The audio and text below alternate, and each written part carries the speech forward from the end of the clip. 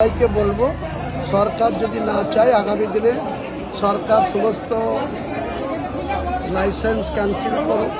ভারতবর্ষের সরকার মোষ, গরু, যেসব মাংস অস্ট্রেলিয়া, ব্রাজিল, আর্জেন্টিনা বিভিন্ন দেশে যেটা এক্সপোর্ট করে, ইম্পোর্ট করে, সেটাও কিন্তু তাদেরকে ভাবতে হবে। শুধু বাংলার মুসলমানরাই ক্ষতিগ্রস্ত হবে না, তারা মাংস না খেতে পেলেও তারা বেঁচে থাকবে, তারা মাংস খাবে না।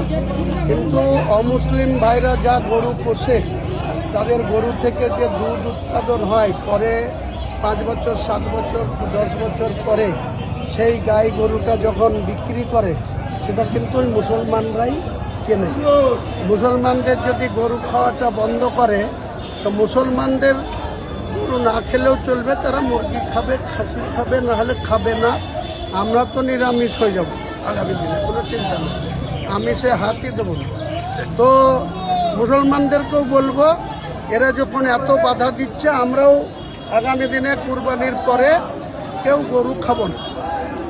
কাদের যন্ত্রণা হয় আর কারা জ্বালায় পড়ে আর কাদের অর্থনৈতিক অবস্থা খারাপ হয়, আপনি তারা বুঝবে। তারা বলবে যে আমরা খাল কেটে কুমির নিয়ে এসছি, যাদেরকে রাজ্যের ক্ষমতা এনেছে তারা কাদের ক্ষতি চায়।